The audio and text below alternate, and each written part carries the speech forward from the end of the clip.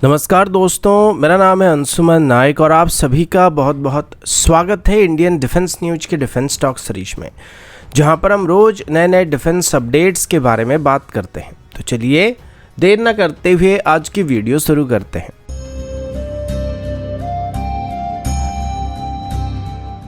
आज की पहली अपडेट निर्भय मिसाइल से शुरू करते हैं, जो कि भारत का पहला indigenous subsonic cruise missile programme था।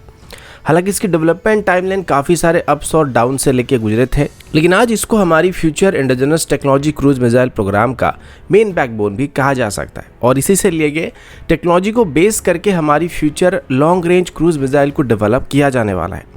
अभी हालांकि इसकी लिमिटेड सीरीज प्रोडक्शन को शुरू किया चुका है और हम इसको लिमिटेड नंबर में line of actual control region में डिप्लॉय भी कर रहे हैं, लेकिन अभी तक इसमें Russian origin Saturn 36 MT engine का इस्तेमाल किया जाता था, जिसे अभी लोकली डेवलप मानिक इंजन से रिप्लेस करने का प्लान किया गया था। इनिशियली मानिक इंजन के साथ जब इसको टेस्ट किया गया तो इसकी डेवलपमेंट के दौरान कुछ गड़बड़ी पाए गए थे, जिस वजह से लगभग 2 साल के लिए इंडिजिनस इंजन के साथ इसकी प्रोडक्शन को बंद करके इसको वापस डेवलपमेंट में डाल दिया गया था।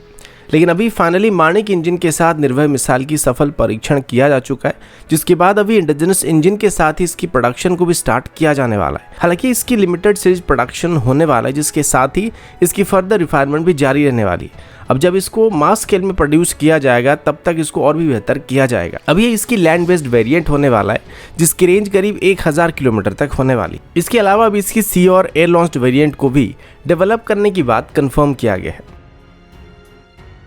अगला अपडेट वायु शक्ति एक्सरसाइज को लेके, इसको लेके काफ़ी सारे खबर अभी सामने आ रहे हैं। और परसों हमारी वीडियो में एक कमेंट भी आया था, जिसमें बात बताया गया था कि अभी हमारी तेजस ने अपनी टारगेट को बॉम्बिंग के दौरान मिस किया था। जब R-73 मिसाइल को लॉन्च किया गया तो ये भी अपनी टारगेट को मिस कर गया था। समर एयर डिफेंस सिस्टम अपनी टारगेट को मिस कर रहा था और आकाश एयर डिफेंस सिस्टम ने भी सही तरीके से अपने टारगेट को इंटरसेप्ट नहीं किया था। अब इन सब बातों में कितनी सच्चाई है, ये इंडियन एयरफोर्स के ऑफिशियल स्टेटमेंट आने के बाद ही कंफर्म हो गया था। अब मोस्टली जो R-73 मिसाइल था, ये अपने टारगेट को सही तरीके से ट्रैक कर रहा था, लेकिन जब ये अपने टारगेट तक पहुंचा तो मिसाइल एक्सप्लोड नहीं किया था,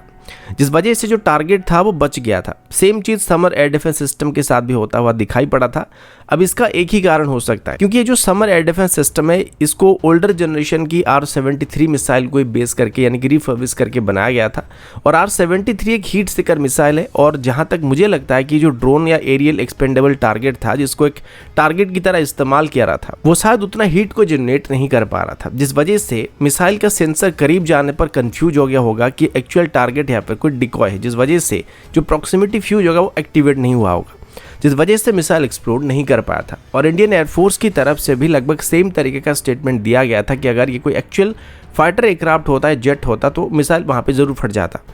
इसके बाद सेम तरीके की एक allegation Akash surface to air missile system के ऊपर भी लगाया गया था कि ये टारगेट को मिस कर गया था, जबकि असल में ये हुआ था कि Akash surface to air missile system ने बिल्कुल सही तरीके से अपने टारगेट को ट्रैक और इंटरसेप्ट किया था और मिसाइल एक्सप्लोड भी हुआ था। लेकिन जैसे कि जो टारगेट था वो एक स्मॉल साइज का ड्रोन था, तो एक्सप्लोजन के बाद जो मिसाइल की शार्पनेस निकले थे वो ड्रोन को कम हिट किए थे, जिस वजह से ड्रोन को कुछ समय तक सर्वाइव करने का टाइम मिल गया था। और आम लड़ाई में इससे कई बार होता है, जब मिसाइल हिट करने के बावजूद भी जो टारगेट होता है वो सर्वाइव कर जाता है। फेल्योर तब माना जाता है जब मिसाइल अपने टारगेट को सही तरीके से ट्रैक ना कर पाता। लेकिन यहाँ पर लो ऑब्जर्वेबल टारगेट होने के बावजूद भी Akash surface to air missile system ने टारगेट को सही तरीके से इंटरसेप्ट किया था और मिसाइल डिटोनेट भी हुआ था। लेकिन उससे जितना डैमेज होने का उम्मीद हम लोग कर रहे थे, उतना डैमेज ड्रोन को नहीं हुआ था, क्योंकि जो टारगेट ड्रोन था उसका सरफेस एरिया बहुत ही कम था। तो एक्सप्लोजन के बाद जितने शार्पनेस उसको लगने थे उतने नहीं लगे थे, और इसी वजह से जो ड्रोन था वो कुछ समय के लिए सर्वाइव कर गया था।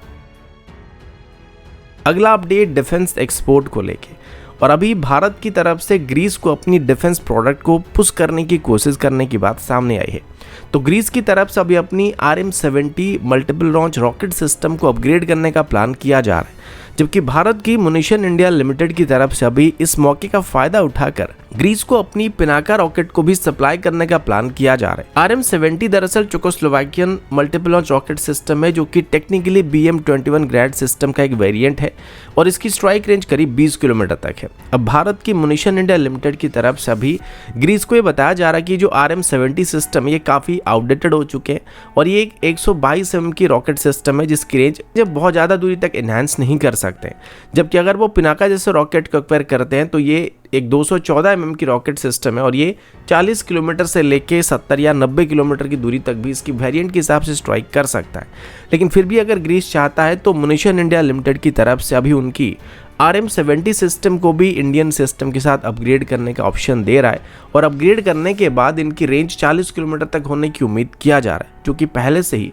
मुनीशन इंडिया लिमिटेड की तरफ से इंडियन BM-21 रॉकेट सिस्टम के साथ करके टेस्ट किया जा चुका है। तो दोस्तों अभी के लिए इतना ही, मिलता हूँ आपसे अगले वीडियो में, तब तक के लिए जय हिंद, वंदे मातरम।